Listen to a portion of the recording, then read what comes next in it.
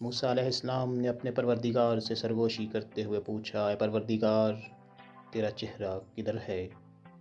شمال یا جنوب کی جانب، تاکہ میں اس کی طرف منہ کر کے تیری عبادت کر سکوں۔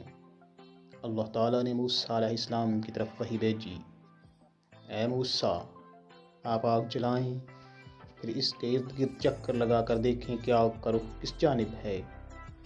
موسیٰ علیہ السلام نے آگ روشن کی اور اس کے ارد گرد چکر لگایا، دیکھا تو آگ کی روشنی ہر چار سو یکساں ہے۔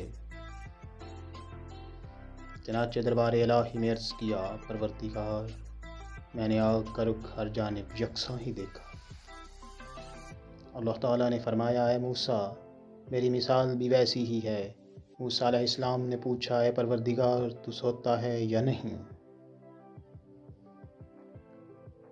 اللہ تعالیٰ نے ان کی طرف وحی نازل فرمائی، اے موسیٰ، پانی سے بھرا ہوا ایک پیالہ اپنے دونوں ہاتھوں میں رکھ لو، پھر میرے سامنے کھڑے رہو اور نیند کی آغوش میں مت جاؤ۔ موسیٰ علیہ السلام نے ایسا ہی کیا، پھر اللہ تعالیٰ نے ان پر ہلکی سی اونگ ڈالی، پیالہ ان کے ہاتھ سے گر کر ٹوٹ گیا اور پانی بہہ گیا۔ موسیٰ علیہ السلام کی چیخ نکل گئی اور وہ گھبرا گئے۔ پھر اللہ تعالیٰ نے فرمایا، اے موسیٰ، میں آنکھ کی ایک جھپک بھی سو جاؤں تو یہ آسمان زمین پر دھڑام سے گر پڑے گا، جیسے تیرا پیالہ زمین پر گر پڑا۔ اور یہ اللہ تعالیٰ کے اس قول کی طرف اشارہ ہے۔ یقینی بات ہے کہ اللہ تعالیٰ آسمانوں اور زمین کو تھامے ہوئے ہے کہ وہ ٹل نہ جائے، تو پھر اللہ کے سوا اور کوئی ان کو تھام بھی نہیں سکتا، وہ حلیم و غفور ہے۔ موسیٰ علیہ السلام نے پوچھا، اے پروردگار، تو نے مخلوق کی تخلیق کیوں کی جبکہ ان سے تجھے کوئی ضرورت نہیں پڑتی؟ اللہ تعالیٰ نے فرمایا، میں نے ان کی تخلیق اس لیے فرمائی ہے تاکہ یہ مجھے پہچانیں، مجھ سے اپنی مرادیں مانگیں اور میں ان کی مرادیں پوری کروں، اور میری نافرمانی کے بعد مغفرت و بخشش کی درخواست لے کر میری خدمت میں حاضر ہوں، اور میں ان کے لیے مغفرت و بخشش کا پروانہ جاری کروں۔